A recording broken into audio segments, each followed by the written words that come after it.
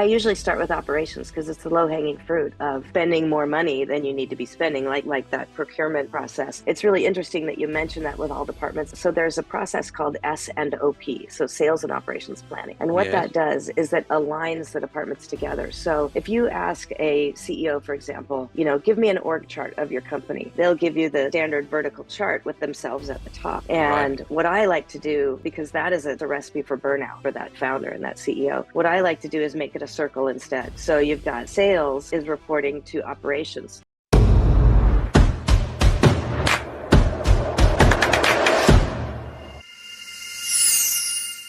Hey guys, and welcome to the Grow IT podcast. One of your hosts here, Trey King. And today we are very excited to have our guest, Kathleen Sullivan Garman from Sully Garman and Associates. And we'll be diving into her story a little bit today, as well as what it is her company does.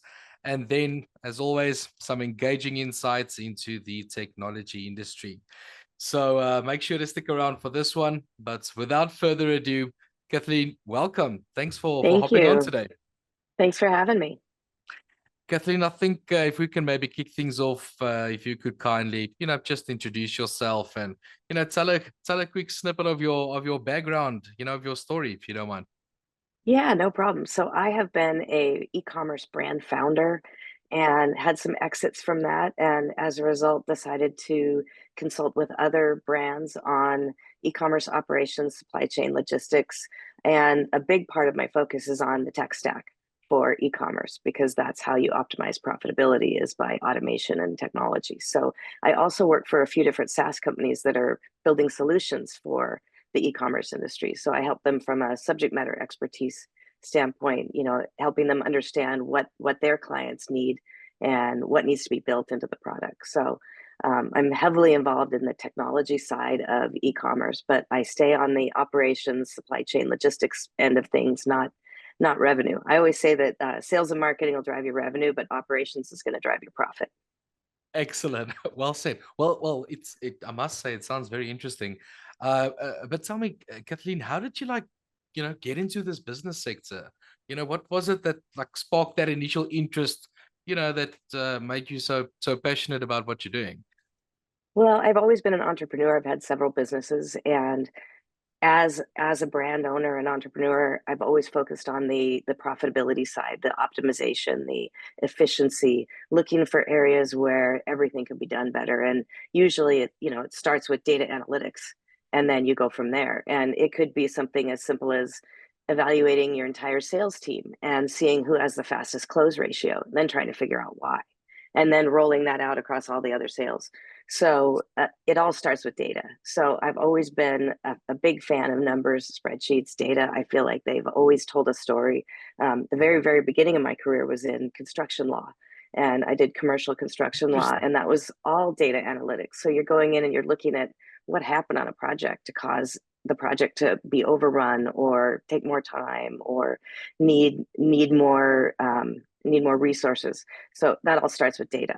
So I've always been doing this, but in different sectors. And then I sort of settled into e-commerce because it's such an emerging sector, and I really love it. I love operations. I like cleaning up messes. I like going in and solving problems and organizing things, and you kind of feel like a Yeah. hero and then walk out the door. Awesome. Tell me, Kathleen, based on your expertise, clearly you've actually dealt in a lot of, like you said, in markets as well. What are the current market trends, in general, that you are currently aware of? What ways are the winds blowing these days? Yeah, it's super interesting being in the e-commerce sector right now because everyone is trying to apply AI. Everyone is trying to figure out how to get products out there. Of course, with all of the new announcements about tariffs, cross-border has become a really big deal. Compliance is a big deal. So, as far as Mhm. technology, building for all of that has become a huge part of the sector. Everyone wants to put AI into the e-commerce stores, and then everyone wants to also put it in the background for being able to analyze and assess and figure out the areas where you can operate more efficiently. So AI has kind of become a big buzzword that everyone is using, but I'm Yeah. not sure that anyone's really using it to the level that it will be able, I mean, it's only a year old, so to the level that it will be able to be used to make things better. I think consumers are really tired of AI chatbots on websites, for example. I think that there's pretty much, it became too much of a reliance on that. Yeah. Um, so it's very interesting. And in the cross border, that's becoming a huge issue. That's always been very analog and old fashioned. The whole supply chain uh, ecosystem has always been, send an email back and forth, send a PDF purchase order, and it hasn't been real technical and digitized. And the customs and the border solutions really need to be, especially now with the new tariffs going in, and everything's been very confusing. So Mm. even the compliance is becoming a very important thing. Have everything ready before it crosses the border. So that increases your chance of getting it through efficiently. And so we're seeing a lot of changes in technology for that. That is fascinating. Tell me, I think this may be a good time for the listeners. You touched on it earlier, but if you don't mind to explain what is it and elaborate maybe a bit on, what is it specifically what your company does? Yeah, so when I'm working on the brand side, I'll work with a brand and I'll go in and I'll dig into their operations and figure out all the areas where they might be losing money or losing profitability because of inefficiencies. Maybe they're doing manual processing of some orders for wholesale. Maybe they are doing manual inventory management. It could be any type thing. Usually it's manual, too many spreadsheets. They've grown too fast and maybe didn't catch up with the technology as they were growing, and now Yeah. it's time to put in some automations, some things that will make them more efficient. you know I worked for a company that they made, it's called CPG, consumer packaged good products, which are those are the things that you buy at the grocery store, things that are consumed quickly and repurchased. All right. And so they were working with a bakery that was making their product here in the United States, and they had to procure all of the ingredients and ship them to the bakery. And then they also had to do forecasting for how many needed to be built for all of their wholesale orders and all of their retail orders. And they had a very complex set of spreadsheets they were using for this. And Yeah. they wanted me to kind of look through and figure out, in what areas they could be more efficient in their procurement. And so I started looking at it, and I spent 2 months using their system, going through and applying everything that they did and using their spreadsheets. And then I built a story for them on what that took. So for each element, I assigned a time effort to to each piece of the puzzle and each part of the process, including making notations of areas where maybe they were double or triple entering the same information into different places. And in the end, it turned out they were doing 27 and a half hours for every single procurement run. Now, if you're All right. paying an ops person 30 to 50 Yeah. dollars an hour, I mean, how much money did you just that adds lose up, right? by My by word. not putting in software to automate that? So and they didn't realize that Yeah. it takes that long, because they had been doing it forever.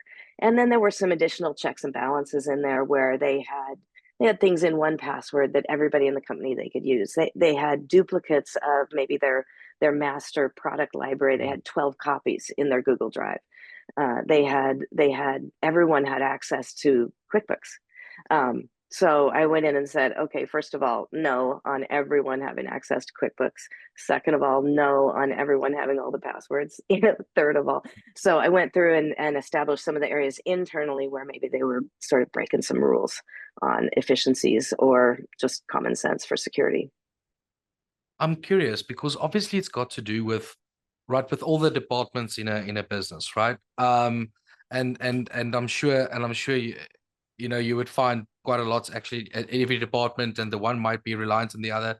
And like you said, there might be old, like let's say, no system or a legacy system in place. But I'm just curious, if you start out like with a business, what department would you typically, is there like a certain department that you would start with, or do you rather approach the let's say the problems or the challenge that they brought to the table in the first place? Is there like a department? Because I'm just thinking, at the moment, I wouldn't even know where to start. Yeah, I usually start with operations because it's the low hanging fruit of spending more money than you need to be spending, like that procurement process. It's really interesting that you mentioned that with all departments. So there's a process called S&OP, so sales and operations planning.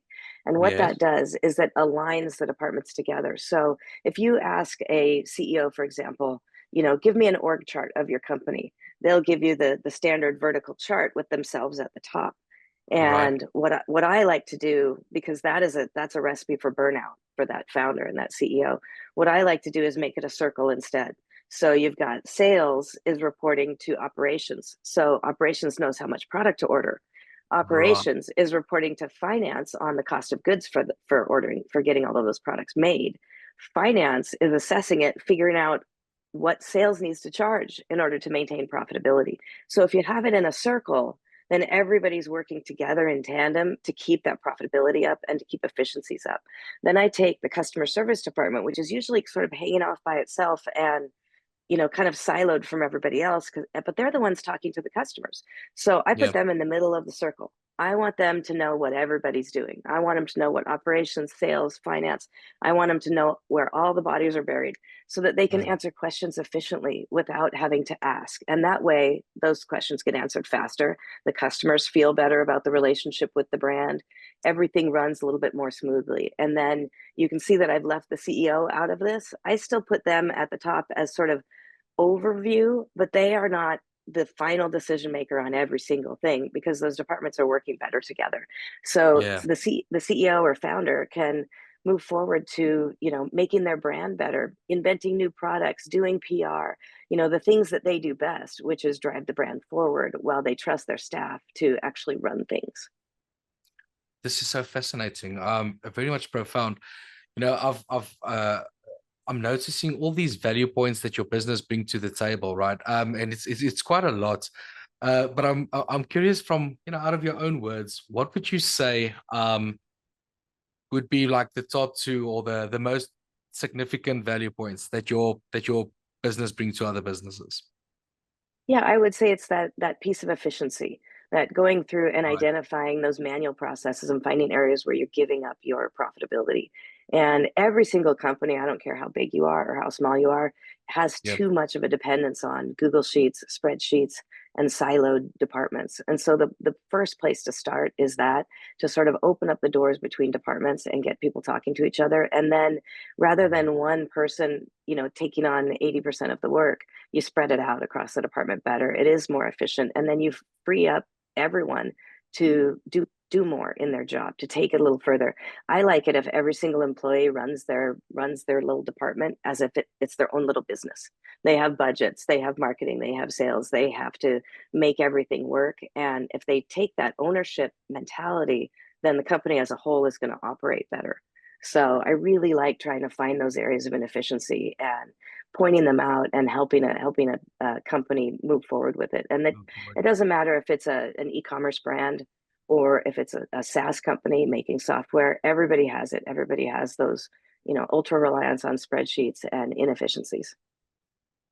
Look, I'm just thinking about now, we've got a lot of, obviously in the same industry clientele, whereas I so know that so many of them is at a place now where they're hitting that glass ceiling, and they cannot scale due to just from a technology point of view, and what you just touched on there as well is that communication between departments, that I've picked up. But it's our clients, I'm not in the position to like tell them, hey, I think you've got a interesting situation in that department, right? So, but I fully agree with you. There's such good value in Kathleen. I would like your opinion if we can maybe step away from the business maybe itself, but just more your opinion on business in general. I mean, like you said, you've got a wealth of experience. In your opinion, what type of mindsets would you say is needed to be a successful founder of a company? That is such an excellent question. Sometimes I think about founders and I think about those TV shows like Super Nanny or the one Yeah, where they help you with your dog that is misbehaving. And yeah, it always comes back to the owner or the parent. Same thing on the CEO and founder. They can actually be the biggest blocker in their company. they are taking on too much. They're not trusting. They're not delegating. And so I think that a really great founder understands when they've hit those inflection points and when it's time to pass pieces of it over to somebody else, somebody with that has more expertise. Maybe they started the company and they were doing it all themselves, and they were doing the sales and doing the marketing and doing the operations and doing the finance on QuickBooks. Well, you've got to know when you hit the inflection point where you're holding your company back. I think Mm. that entrepreneurship, it's funny, they teach it in school now, and there's a degree in entrepreneurship, which kind of, it always makes me laugh a little bit when I see it on a resume, because I think they're born, not made. I really think that there's sort of a risk profile of a person that can be an entrepreneur and take those risks and dive in and Yeah. then keep driving it forward. It's really important as a founder not to ride the highs and lows. You have demoralizing lows and exhilarating highs. And if you ride those, you find yourself either so stressed out or so excited that you stop being in the place where it drives forward, because you stay in a place where you're more neutral. So I Yeah. think that's one of the things that, that risk profile for a founder, where, yeah, I'm willing to dive in, I'm willing to take a risk, I'm willing to be creative, but I'm also not going to get hung up on the way up high or way down low, so that I can keep going forward. And I think that's a really important, almost personality Yeah. attribute that a founder or a CEO needs to have. I think this alludes to as well what what you mentioned earlier of that circle, right? When you talk about the departments, and especially like you said, you specifically left out the CEO. And a lot of times with might be a bit smaller companies, that the CEO is the founder, is that person. So Hmm. it actually full circle, right? So Yeah. I fully understand that. Well, having said that, and thank you for those, good take on that. What would you say are like the most important things that, just one or two that you've learned in your career? The reason I'm asking you this is that, we've got a lot of listeners that's young and up and coming, or it might even be that they're currently working for a company and they want to, break out and go do their own thing, right? Or even just the younger generation that is inspired and wanting to look at having a career such as yours. One or two things that you don't mind sharing, please. Yeah, I think you can't come right out of college and start a consulting company. You have to have some experience. You have to have Experience. worked for some other people. You have to have Yeah. worked your way up the ladder and understand how companies are structured and what the ecosystems are. So gaining experience is critical, and experience in the area that you're interested. And if you find yourself in a job where you're working in something that is not interesting and not passionate, move. I don't Mm. care if it's try and move in within the company to a different department, or leave and work for a different company that really fits your passions more. But sometimes you don't even understand what your passions are until you're in it.